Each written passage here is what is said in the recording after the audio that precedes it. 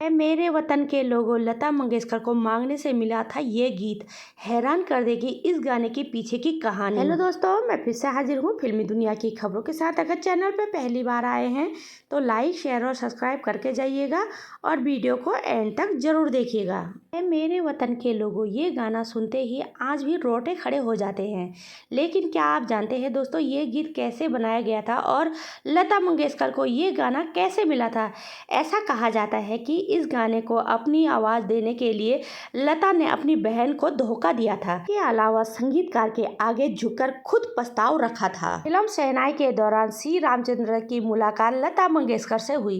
इसके बाद दोनों का रिश्ता इतना गहरा है कि दोनों ने कई फिल्मों में साथ में गीत बनाए और गाए। श्री रामचंद्र लता के सुरों और उनकी सुरीली आवाज़ के दीवाने थे। उस समय श्री रामचंद्र के बारे में कहा गया था कि वो लतामय हो गए हैं। यहाँ तक कि फिल्म इंडिया के संपादक बाबू राव पटेल ने यहाँ तक कह दिया कि अगर लता उबासी भी लेगी तो श्री रामचंद्र उसमें भी राग दरबारी में कोई धुन बता देंगे। लेकिन दोनों का ये मधुर रिश्ता ज़्यादा समय तक नहीं चला और दोनों के बीच मनमुटाव बढ़ने लगा। दोनों का रिश्ता इतने बुरे स्तर पर पहुंच चुका था कि साथ में काम करना तो दूर, ये साथ में खड़े भी नहीं रहना चाहते थे। तभी कहा जाता है कि लता मंगेशकर ने कई प्रोडक्शन हाउस से बात करके श्री रामचंद्र के जगह किसी दूसरे संगीतकार को लेने की बात कह दी थी और इस शर्त पर फिल्मों में गाने गाए। एक दिन लता को पता चला कि दिल्ली में पंडित जवाहरलाल नेहरू के सामने एक गीत परफॉर्मेंस करना है।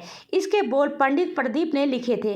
गीत था ए मेरे वतन के लोगों। गीत का रिहर्सल श्री रामचंद्र आशा भोसले से करवा रहे थे। ये बात जब लता मंगेशकर को पता चली तो उन्होंने अपने मन मुटाव को भुलाकर पंडित प्रदीप से मैसेज भिजवाया कि वो ये गीत गाना चाहती है। श्री रामचंद्र इतने विवाद के बाद भी लता की आवाज़ के कायल थे। उन्होंने लता के मैसेज को स्वीकार किया और फिर लता और आशा दोनों से गाने की रिहर्सल करवाई। तभी कहा जाता है कि बाद में लता ने अपनी बहन आशा को इस गीत से हटाकर इसे अपने नाम कर लिया और इसे दिल्ली में पंडित जवाहरलाल नेहरू के सामने परफॉर्मेंस किया। ये गीत पहली बार लाइव ऑडियंस के सामने 1962 में हुई। भारत चीन युद्ध में शहीद हुए लोगों को याद करते हुए 26 जनवरी 1963 में गाया गया था। दोस्तों, कैसी लगी आपको लता मंगेशकर के ए मेरे वतन के लोगों के सॉन्ग के पीछे की कहानी को जानकर मुझे ज़रूर बताइएगा।